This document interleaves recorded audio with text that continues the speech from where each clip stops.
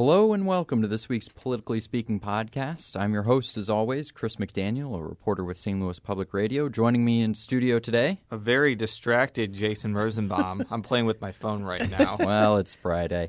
And Joe Manis with the St. Louis Beacon, frazzled because I want to make sure that I make Tim Jones's stop in Eureka as part of his tour. Home of Six Flags.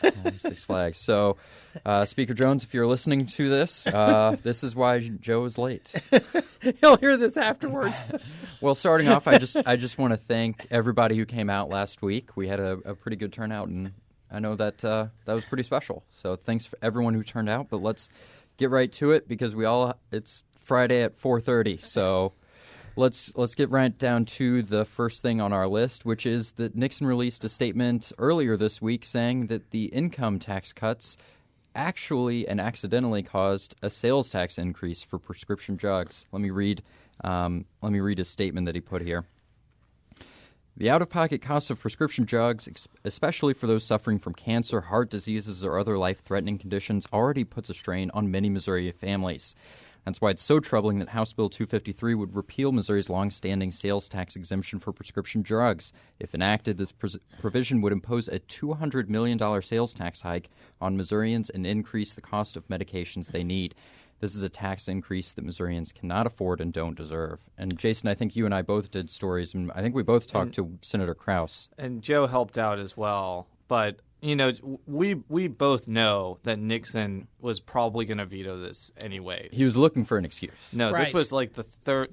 Before this statement came out, he had made at least 3 public statements where either Joe or I were in the room where he said he had problems with it because it would sap away money from the state budget. But this is really significant, not only because what he pointed out is actually true. If you read the language, it does bracket out the exception for prescription drugs. And for those at home who don't understand legislative ease, when you bracket something out in legislation, you are essentially taking it out of the law.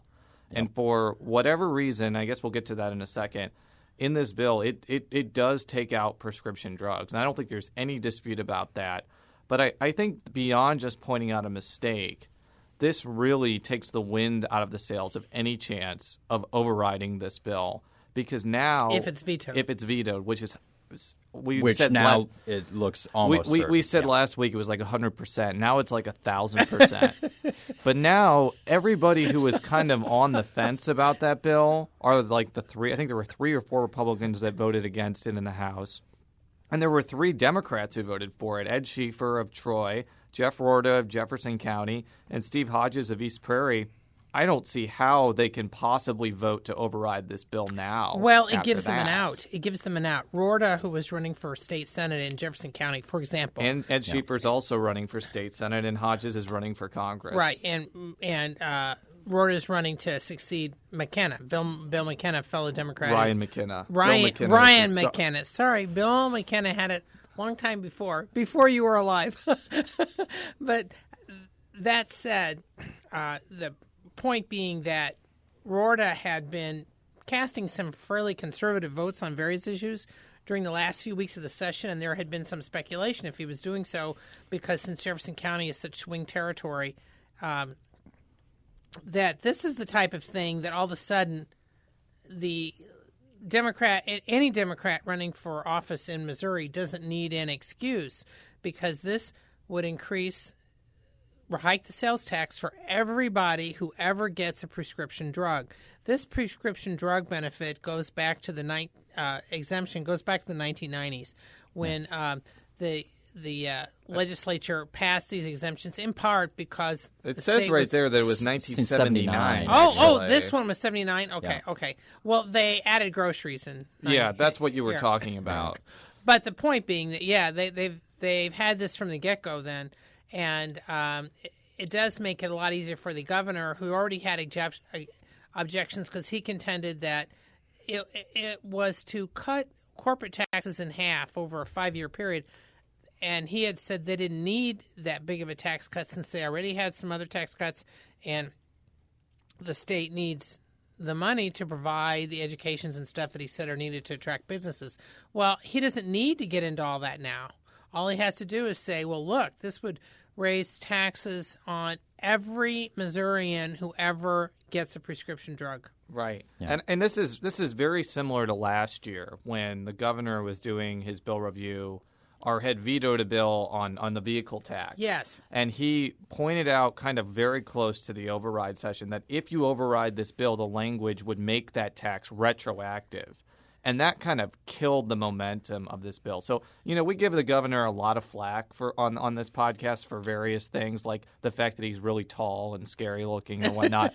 But I do have to say he is very good at pointing out, problems with bills that kind of scare legislators from overriding or even attempting to override. And I really think that even though Will Krause told pretty much every media outlet that this doesn't go into effect right away and I guess could be changed in 2014, I really see this as a very critical blow to this being overridden because of what we just said with the Democratic support. It changes the dynamic for the veto session in Exactly, September. because the governor, who already has been tangling with Republican legislative leaders over other issues, notably the whole stuff with the scanning of the permits and changing of the driver's licenses, so it's not like there's any love lost. So he's going to look at this and say, you're telling me you're going to fix this next year when you didn't do some other stuff I wanted. I'm not going to do this. I mean, I think he's just going to veto it, knowing that it won't be overridden now, and they're going to have to try to come back next year. Of course, it'll be an election year. It'll be a whole different dynamics in the General Assembly. But, yeah, they're going to have to come back. This is like dead in the water. But two kind of postscripts to this. One is those three Democrats who I guess voted for it. I mean, it was kind of an example of them trying to, co-opt Republicans on an issue, and it seems to have kind of, I don't want to say it backfired on them because I don't know if they're going to be attacked for that because their Republican opponents probably voted for it the same. But I will just say that the one Republican that voted against in the Senate was David Pierce of Warrensburg, who I've bandied about as a statewide contender for treasurer or some other office. And someone like him is probably feeling really good about his decision right now. I don't know if this was the reason he voted against it. It probably wasn't. But, people who voted against it now can have cover if somebody attacks them for not voting for this right. tax cut. And that's what I was saying about Rorta. He now has cover saying, hey, look, when I voted for this, I had no idea. Yeah. Of course I'm not going to vote to raise prescription drugs taxes on seniors, the most reliable voting bloc in the state. The other thing, though, is, as I kind of mentioned on the outset, Krause, when in his statement and when I was talking with him, noted that this was language that the Department of Revenue had used for the so-called streamlined sales tax, which has to do with kind of getting retailers to voluntarily contribute to internet sales tax or something like that. That's generally what it is. And he said that it was, an oversight on their part, and that's why it happened. Well, Chris Kelly, a Democrat from Columbia, called me today and was kind of taken aback by that argument. It was basically like what he said, what Krause and others are trying to say, because it's not just Krause, it's other people as well, is like, well, this is like saying Nixon's dog ate my homework, and really the people who should have been shepherding this bill should have paid more close attention to this type of detail. And really, if it's your bill and you're taking credit for it, you have to take credit for the mistakes. That's kind of his argumentation. And also, it should be noted that a Department of Revenue spokeswoman said that, they gave them language that would have preserved this. So it's kind of a he said, she said on that front. But I don't know. We weren't there, so we don't know what exactly happened. And frankly, DNR, the Nixon administration has not been a fan of this package of tax cuts all session. So legislators weren't really trusting them with stuff. So for the legislators now to say, well, DNR gave us this, DOR gave us this, well, that's doesn't necessarily you wouldn't have been listening to them on other stuff. So why would you be claiming this, especially when DOR is saying, no, that isn't the language we gave them? It sounds like that they got something off the website, thought they got the right stuff, and didn't. Mistakes happen. We all make these mistakes. Yeah, I'm sure. Especially in a huge bill like this that's about 300 pages. Yeah, I've made mistakes in stories and had to go back and correct them, but I'm a reporter. This is legislation. This is stuff that's going into state statute. So stuff like this has to be has to be checked. And this affects the bottom line because what the proponents of this tax package were claiming that it would only cost the state a couple $100 million a year. Now, opponents said, no, it's going to be more like $800 million a year. Well, if you take out the $200 million in additional taxes that this represented, this makes the it hurts the opponent's case because it means that there would be, in other words, the $200 million that the opponents were saying it might bring in an additional was basically in effect from this. Right. Because the corporate tax cut, once it was fully implemented, was going to be about, I think to $400 million a year. I don't know if it's that much, but that might be the personal when you put into the 0.5%, and then if the internet sales tax goes into effect, it's cut by another 0.5%, and then the money from the internet sales tax, from what Linda Lubering said, at most might bring in another $200 million. So it might be $450 that costs for the personal side. The corporate and the business tax also cost a lot of money. So it's a lot of money. It's a big tax cut. Proponents say that it's aimed at bringing more jobs and attracting businesses and giving tax relief to people. And that's the argument that they've been making. But this is a real blow to because them to be able to get this overridden, I would say. Exactly, because these are average. This affects average people, affects everybody who ever gets a prescription drug. Now, doesn't this mean, though, that there is there any other bill that had the internet sales tax in it? I don't know offhand. Okay, because, this could mean, because I had heard that there was 2 or 3 bills that had it in there to put in the internet sales. If there isn't, that's gone too. I don't know. Well, let's move along to the 8th Congressional District. We haven't talked about it too much on this podcast. No, that's actually yeah. We haven't talked about it as much as, Todd Aiken's comeback or this tax cut or vetoes or Well, part of the reason is it hasn't been too contentious in terms. It's been low-key till It's been last pretty couple low-key. weeks. In terms of fundraising, it's also been pretty lopsided. The last time I checked was last Friday, and Republican Jason Smith had about $505,000 that he had raised, and then the Democratic opponent, Steve Hodges, had raised about $228,000. That was as of last week. But when the I key, checked. though, is how much they still had left in the bank, and the disparity is not that high between the two on what they had left in the bank going into the final couple weeks. The disparity was $228,000 from Jason Smith to $142,000. But really, so it's much closer. Yeah, that's what I mean. It's much closer when you're and that's key because campaign spending, it's called the burn rate. Yeah. And when you raise a lot of money, smart candidates make sure they don't burn too much early because then you end up with this thing where you're 2 or 3 weeks out and there isn't that big of a gap between you and your opponent, even though you raised so much more because you had a huge burn rate. I've seen that go back 20 or 30 years. But it should be noted that, and I'm sure we'll get to this in a minute, but the DCCC isn't involved in this race. The Republican counterpart isn't involved in this race. Yeah, is not. Yeah, in both cases they are not. Not to, give the last rights to Hodges early, but that's usually not a good sign that it's going to be terribly competitive. And I think that the gap here still is Smith has raised more money, and I don't know if either one of them have really spent enough money to really do that much in a pretty short amount of time. Do you disagree on that? I disagree a little bit. Now, I'm not saying that. I think there's no question Smith has the edge because it's generally a Republican-leaning district. Yeah. And we'll be talking about this next week when we see the vote totals. That said, 2 things. Both of them have ads up in the district, attack ads. Smith's is going after Hodges, saying he's too close to Pelosi and Obama and has their pictures. Hodges, however, has what some have told me is a pretty killer ad because he's contending that Smith is aligned with the Paul Ryan faction of the Republican Party and is out to cut people's Social Security and Medicare. Is there any citing in that ad? It doesn't seem to really cite anything. I know, but I'm talking about strategy. I'm not talking about... I just noticed that. It just seemed to be... both ads are basically the same. It's basically saying Hodges is a Democrat, therefore he's right. Obama, and Smith is a Republican, therefore he's Ryan. I find that very milquetoast and not that interesting, to be honest. But continue. But Hodges' ad then features people talking about they're concerned they're going to have their Social Security and Medicare cut.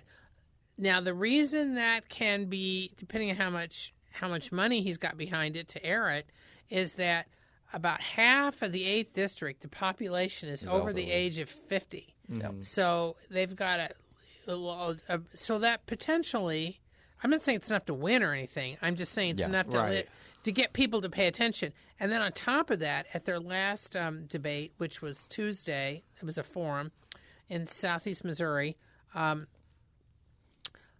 Smith made a mistake by saying early on, talking about farming and how important it is, and saying that Missouri raises everything but citrus and rice. While Missouri happens to be the number 5 producer in the country of rice, Hodges jumped on that, claimed that showed that Smith was inexperienced. Now, Smith's people say that's baloney, and they point out that Hodges once inadvertently said the election was in August instead of June. But that said, they're hammering at that to kind of say that this shows that Smith, who's a lot younger, is less experienced. Whether or not any of that plays, who knows? The key thing is going to be an extremely low turnout election. Yes. And it's going to be which side has the energized people to get out to vote. Now, I will say this. I mean, I just finished up my notes column, and I even though I just made a couple of critical comments about Hodges, I wouldn't completely count him out. Just because in the past he's been the underdog and outspent and has done well. For example, this last cycle he ran against America's Got Talent winner Neil Boyd in a race that was expected to be competitive, and he blew him out of the water, essentially. So I think Hodges is actually a relatively good candidate for this race.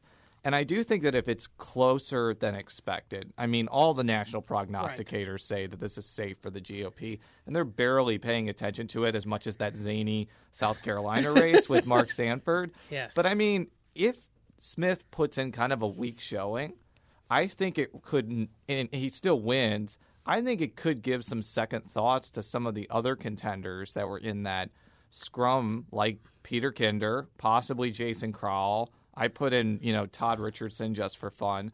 Those people may be thinking, well, if Smith is, granted it's a low turnout election, the dynamics are different, maybe that would consider them to take another shot at that in the primary. I'm not saying that's going to happen, and I'm not saying that even if he puts in a, less than stellar performance, it leads to a big primary, because he could then consolidate all of his support and raise a lot of money and kind of inoculate himself in the interim. But I do think that people will pay attention to the results, and if Smith does really, really well and wins with 60 or 70% of the votes, it's probably a good sign for his political future.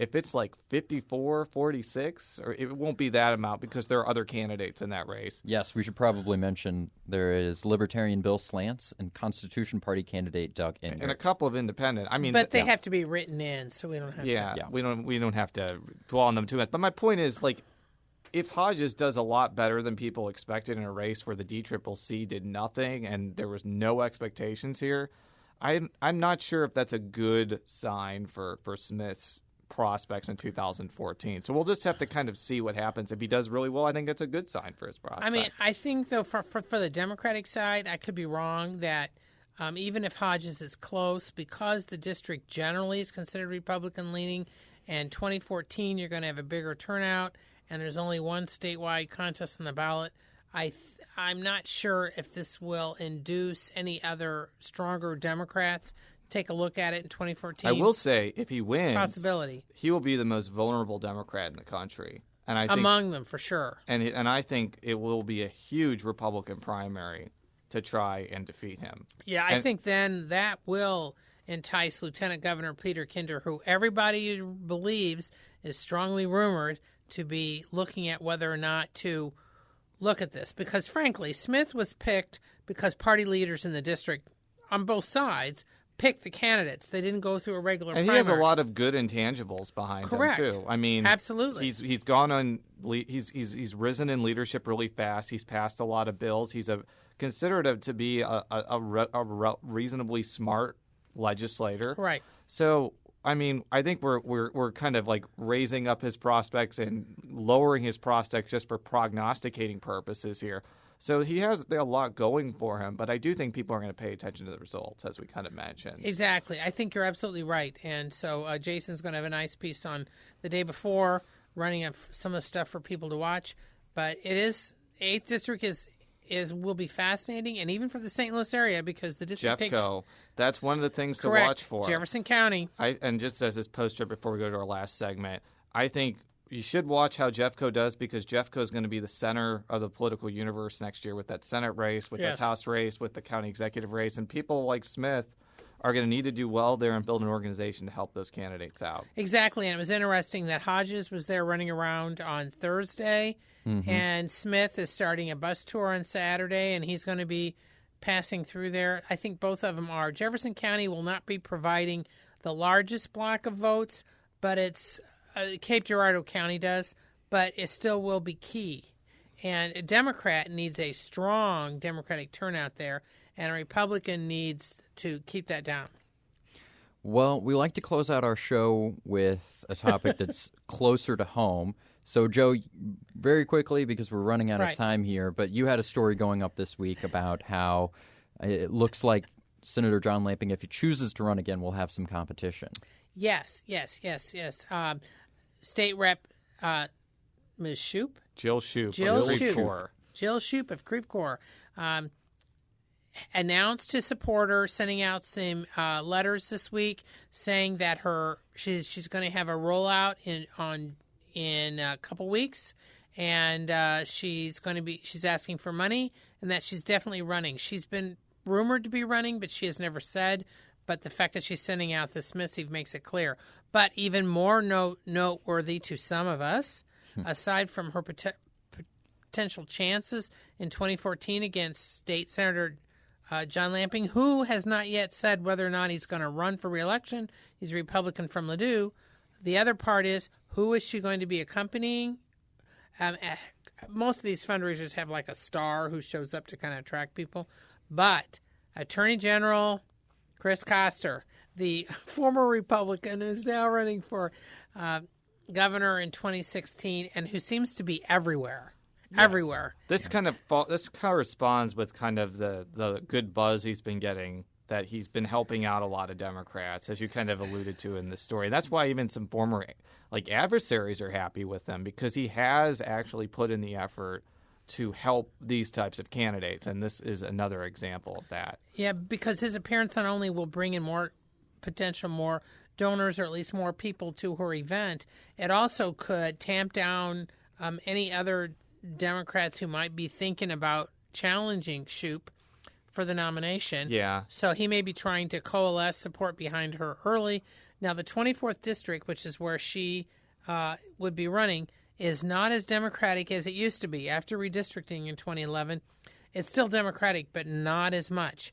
And Republicans were able to basically make it much more of a swing district.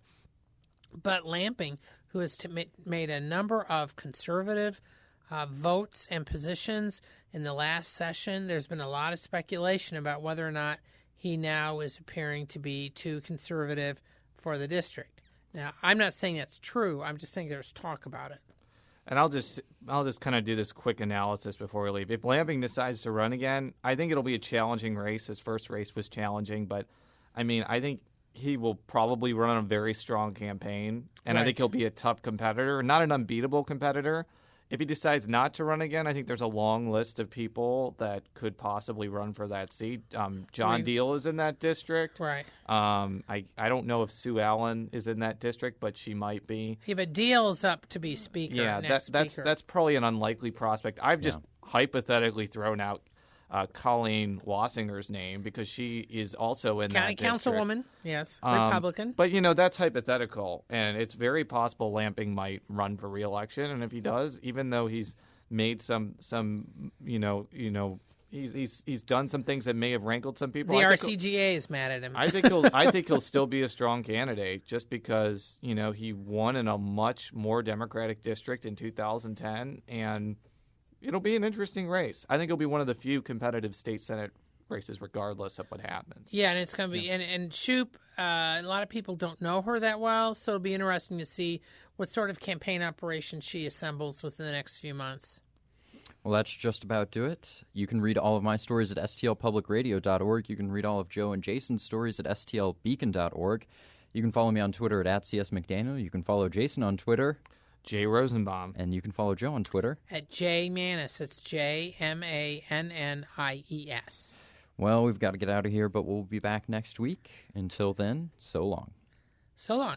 See ya.